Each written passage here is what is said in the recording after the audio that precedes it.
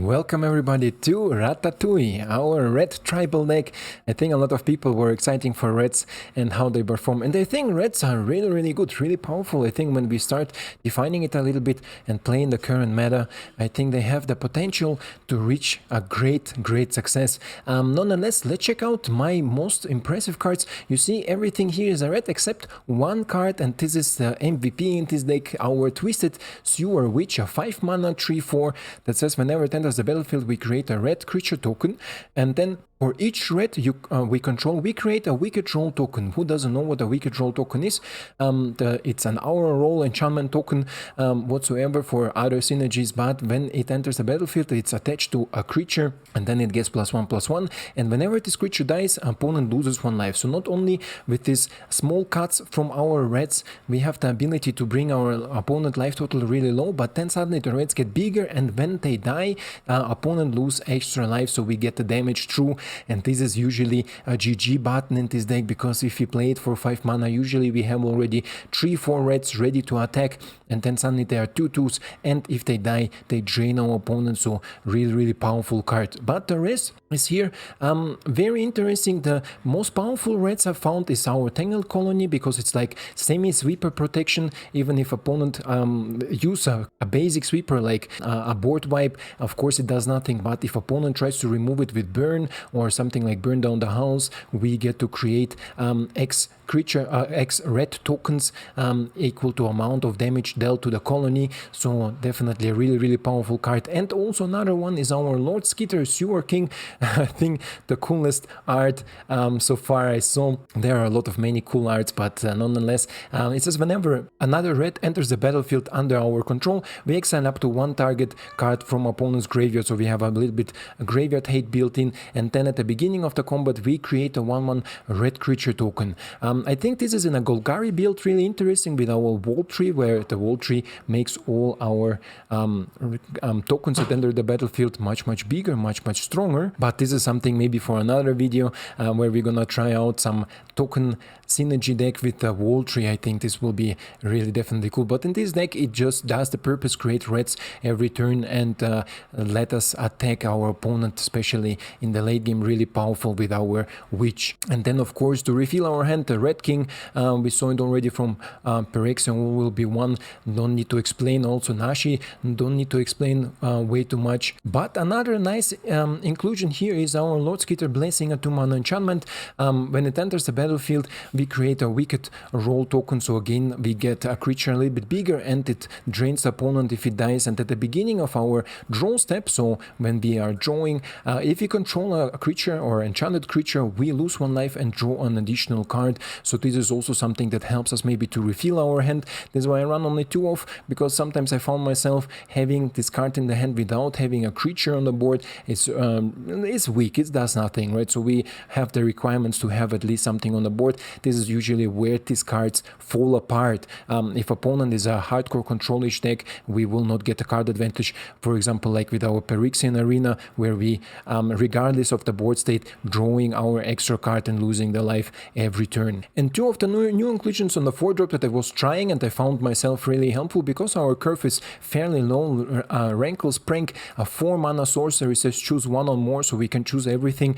Each player discards 2 cards, so if we don't have cards in the hand, it doesn't matter. Each player loses 4 life, usually our opponent is in lower life than us, and then each player sacrifices 2 creature. We have a bunch of tokens to sacrifice. If opponent has something like Etali on the board, it's always really nice to exchange an Etali with the reds. It's not a biggie, but depends on the situation. This card was really helpful for me also to finish out the games, because opponent in the second main phase don't expect to lose suddenly 4 life, and maybe let some reds through, where we can finish out the game with this card. And then the end is a 4 mana, but it can cost 2 mana if our life total is 5 or less, and this can happen sometimes, especially against more aggressive decks. It's an exile spell, so exile target creature or planeswalker, search its controller graveyard, hand and library for any number of the cards with the same name, and we exile them, and then opponent gets to shuffle and draw a card for each card we exiled from his hand, so only from his hand. If we exiled something from there, he gets to redraw a card, most likely a land in this case, but nonetheless, this is so far for the deck. deck. I found it really interesting, really entertaining to play. From the performance here, it's currently at 4-1 from the win rate, but we're gonna go together into the gameplay and see how it will perform there. And here we are against Rep Solo. Let's see what Rep Solo has to offer. Red Colony, buying in, so good. We are going first, is also good, always good for a more aggressive oriented deck to go first. Compared to my yesterday's video with the fairies, there is not so important because we are not trying to aggro out our opponent. A fairy, nice. How cool. How cool. So let's go with our colony. Opponent is on Golgari, definitely a powerful I think color combination in the current set, and Biles of Eldraine. And no opponent is Jant. So let's see what sort of shenanigans our Jandi will play.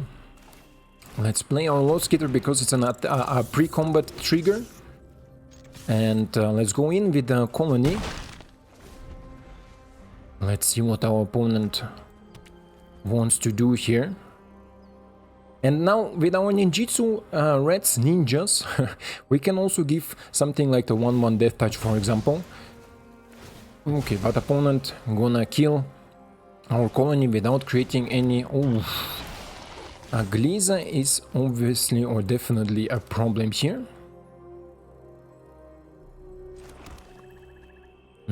How are we gonna do that?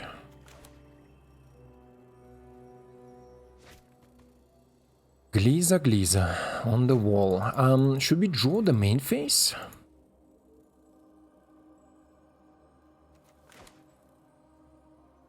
Because Gliza is definitely a difficult one for us. We don't run any hard removal.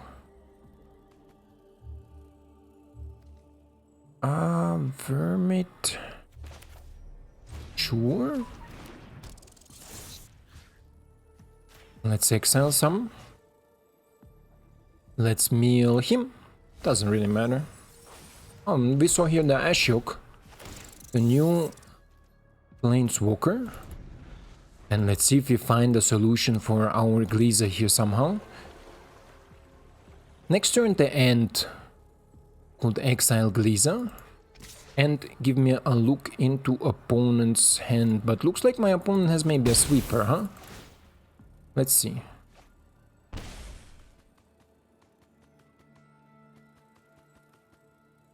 Lord Skitter, okay, it's not a problem. Opponent on 4 mana. And 2 mana left. Okay.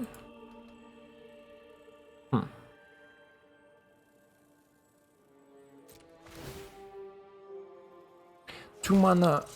What is he holding for 2 mana? You can 2 mana, draw a card, discard a card, create a treasure token, okay? Let's attack all.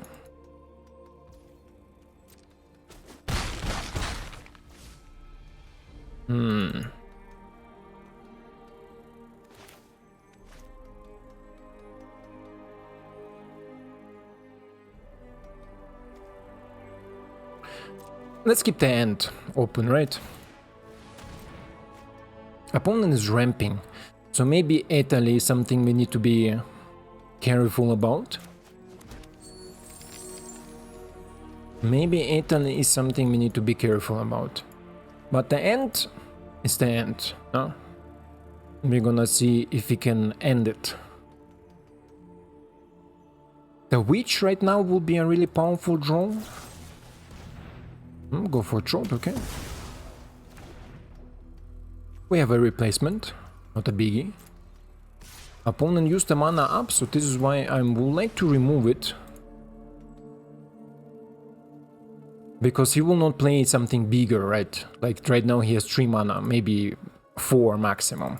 So bigger than Gliza he will not play. Maybe he has a replacement Gliza, but I will exile her with the end. Now he has Sheldred, go for Trond. This is... the Dread King is super powerful, another Blood Tide Harvester. In the library he has 2 more Glizas. Oh, you are a reanimator here, a more controlish type, huh? Okay.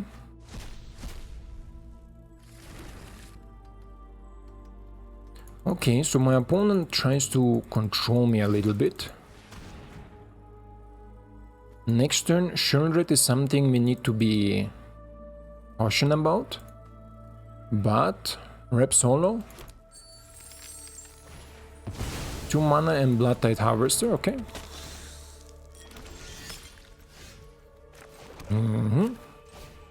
Let's go with the Skitter and we can ninjutsu. Trade a red, exile you.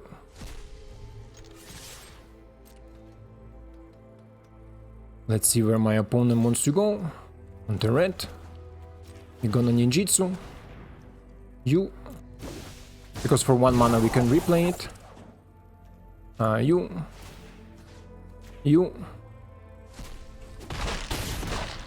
Deal with it.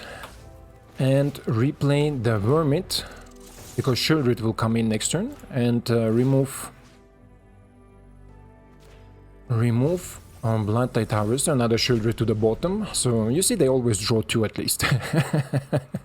Shieldred, huh? You will never get enough of it. More Shieldreds.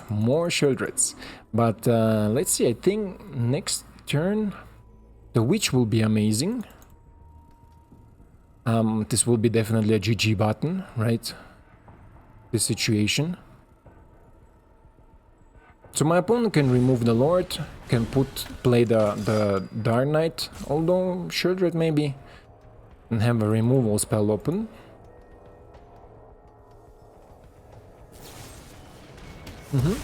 That's okay. Another land is not something I wanted, but we can replay our... Ah, there is the Witch, huh? Unlucky.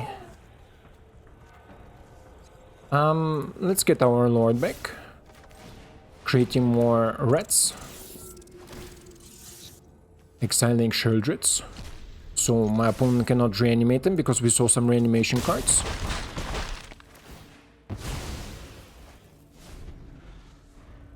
We saw some reanimation cards and currently it's a lethal board.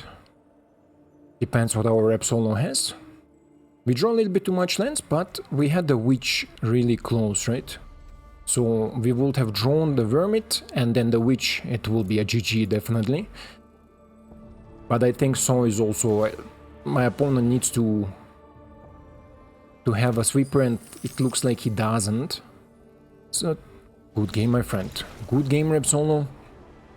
So is this how the Reds are rolling, and we're gonna go into the next one and check out how it will go. And here we are against Hemhooks, 42 or 420. Maybe they deleted the VIP. We go first, removal, colony, and witch is good. It's good. Nope. And red out you can also use on your own creatures, just in case you need an extra red token. But it looks like it's a Boros opponent or maybe Pia player, where we will need our removal spells. Sugar Rush, 3-1, draw cards, more like a red spell. Yeah, it's a Pia. Okay.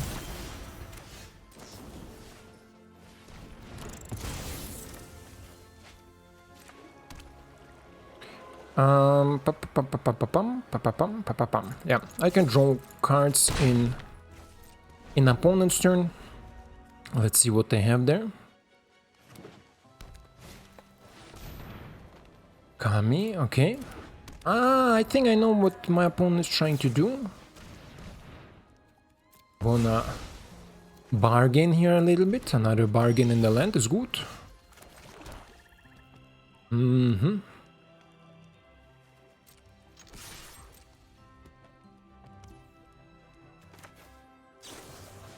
Let's see what we're gonna draw, right?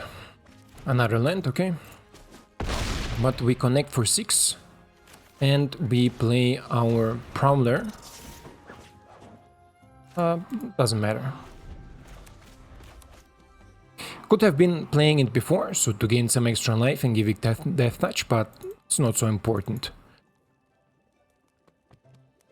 Next turn we're gonna make everything a little bit bigger with our Witch.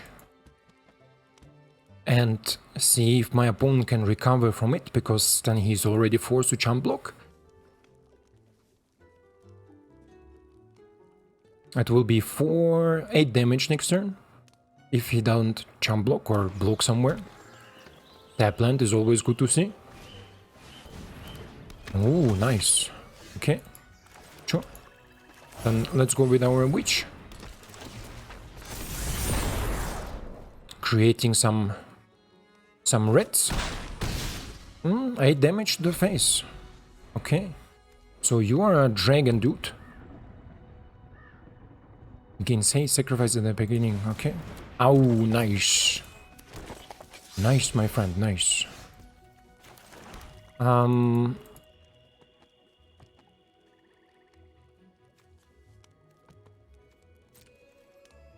Let's attack all, I will say. Let's see how my opponent wants to block. Okay, okay. Okay. Okay. No. Okay. Okay. But all of them dies. This is wrong. The graph tripets, they need to stay alive as much as possible. I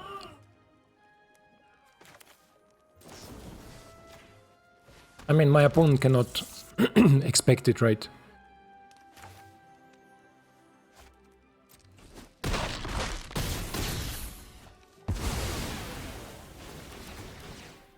How much triggers is it? 3? Resolve. There is nobody to put the counters on. It's 3 triggers. Hemhawks. This is how Wicked works. So who doesn't understood? Why? It's because I had this Wicked token, and whenever the creature dies, it drains for 3. So I had 3 of them dying, and this is why my opponent went to 0 life. This is how it crumbles. But let's check another one. But you saw the Wicked Witch, it's just a GG button, right? Just a GG. But let's check one more out, and then we're gonna make a cut for this one. So here we are against Jibu VTV. By the way, if you see some creators that you found the deck interesting, usually you can find them under the name that you see on top left. So definitely check them out. And here we have opponent goes first. We have some removal is good, colony is good, and our skitter is amazing. Of course, our Red King also to refill our hand is great. Okay. Already something that we can deal with. It's good. Let's see what my opponent will try to do. Don't tell me you have protection spells here. He doesn't, okay. Okay. Elfish. Elfish, selfish. The elfish, selfish, and the colony. Next turn the squitter. Mono green cookie. A tough cookie it is. Okay. My opponent is on aggro plan, and we have also some refill here. So we have a lot of refill. You go back. Go away.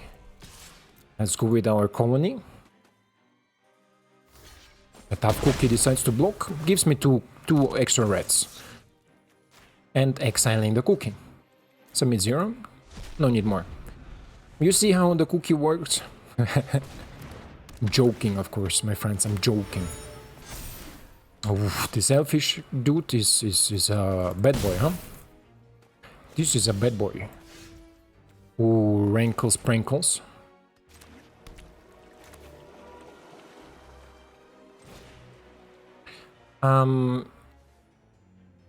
Discard? No, I like my cards actually.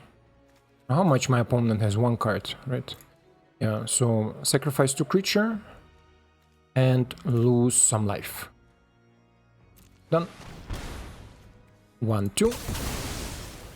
You see, this is what I mean with the rankle mankle. Go away, tracker. This is what I mean with the rankle. It's sometimes a card that really can decide about winning and losing. That's okay. And go away. Attack all? I think so. Because I want a Nashiri, right?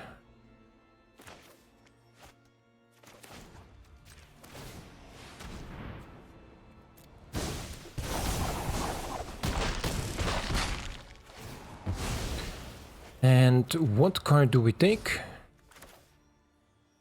Sure, why not? Let's play Wicked on you.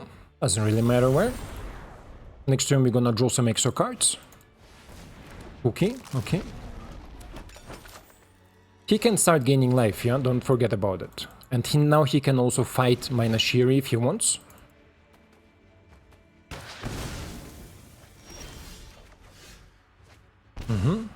And one more. Up to 7. Let's see first what we're gonna draw here. King and Vermit. Okay, both are good. Get more kings inside. You see how it crumbles, right? You see how it crumbles. Get some poison, not that it's super important here. And because of my opponent block, now I don't lose life with our lord, right? That's something always to keep in mind. If we are low on life, trying to get rid of this token. Wormlet, nice. Okay. Good game. Good game, GBU. Yeah, this is how it goes. You see maybe a really nice mono-green artifact aggressive deck, but we still managed to out-aggro thanks to Rankle, I think, right? The Prankle Rankle allowed us to deal with his big blockers, big vigilant blockers. The rest was history. Nonetheless, I think reds are really good. I'm really excited to build, especially because there is not so much, let's say, expensive cards involved, right? The only card that I think is worth crafting is Lord Skeeter and of course our Colony, because it's a 2-mana 3/2, provides a lot of damage and replaces itself if a opponent blocks it, and earlier or later they need to block it. And the rest is more or less common and uncommon, right? Like some removal we can put in, like go for Throat instead of the End and so on, so just to have a little bit more connectivity on the board, so to bring in some damage with our reds. But nonetheless, tell me what you think about this deck. Are you excited to play some reds? Do you think my deck has the potential to do something, or what changes would you suggest for this deck? Because I'm open for any sort of suggestion, trying it out, and we're gonna definitely see this deck in action, or a better version of it, as soon as the game releases on the main client, so we can play all together. On this spot, thank you for your time, thank you for watching, and I hope to see you in the next one. Ciao!